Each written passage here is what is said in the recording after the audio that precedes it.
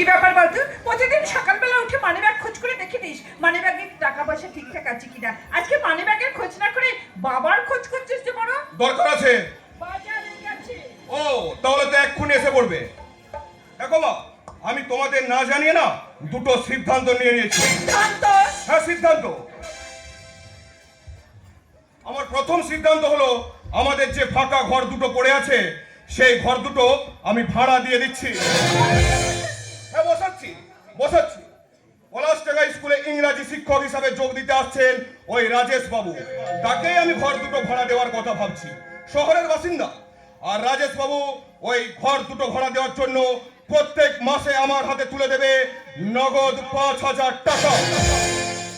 বড় খোকা, দ্বিতীয় সিদ্ধান্তটা কি? আর দ্বিতীয় সিদ্ধান্তটা হলো আমাদের যে ২ বিঘে জমি আছে না, সেই জমি দুটো আমি বিক্রি করে দিচ্ছি।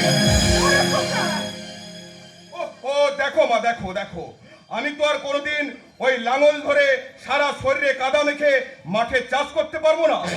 তার থেকে ওই জমি দুটো বিক্রি করে দিয়ে সেই পয়সাটা আমার ব্যবসার কাজে লাগালে বরঞ্চ আমার ব্যবসাতে উপার্জনটা একটু বেশি হবে। পিতৃ পুরুষের মুখে চুনকালি মাখিয়ে ইনকাম বাড়ানোর কথা ভাবছিস বড় খোকা? তোর বাবা এককালীন এই পলাশডাঙ্গার স্কুলের শিক্ষক ছিলেন, তাই একজন শিক্ষকের গুরুত্ব এবং মর্যাদা দুটোই আমি বুঝি। একজন শিক্ষককে ঘর ভাড়া দিচ্ছিস দে, তাতে আমার কোনো আপত্তি নেই, কিন্তু পিতৃপুরুষে রেখে যাওয়া জমি আমি বিক্রি হতে দেব না। আমি তোমার কথা শোনার জন্য এখানে আসিনি, আমি এসেছি আমার সিদ্ধান্তটা তোমাকে জানিয়ে দিতে। বড় খোকা, আর তাছাড়া তোমার আর বাবার ওষুধ কিনতে কত টাকা যে আমার খরচ হয়ে যাচ্ছে তার হিসেবটা তোমরা রাখো। বাবা ধুতি, বাবার শাড়ি, ইলেকট্রিক বিল, এটা কেনা সেটা কেনা, প্রত্যেক মাসে যে এই সংসারটা চালাতে আমার কত টাকা খরচ হচ্ছে তার হিসেব তোমরা রাখো। বাহ বাহ রে বড় খোকা, বাহ, আজ তুই অনেক বড় হয়ে গেছিস, তাই শক্ত হাতে সংসারের সবকিছু হিসেব করে নিতে চাইছিস। বাবা খোকা রে, তোর মায়ের আর আমার ওষুধ কিনতে কত টাকা খরচ হয় সেটা আমি বলে দিতে পারবো। তোর মায়ের শাড়ি, আমার ধুতি কিনতে কত টাকা খরচ হয় সেটাও আমি বলে দিতে পারবো।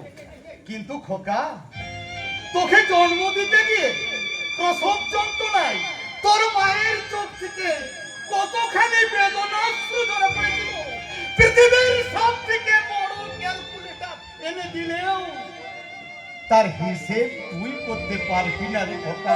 বাবা তুমি বড় খোকা যে সিদ্ধান্ত নিয়েছে আমাদের জমি তো বিক্রি করে দেবে। তোমার ছেলেকে তুমি আজও চিনলে না লতা?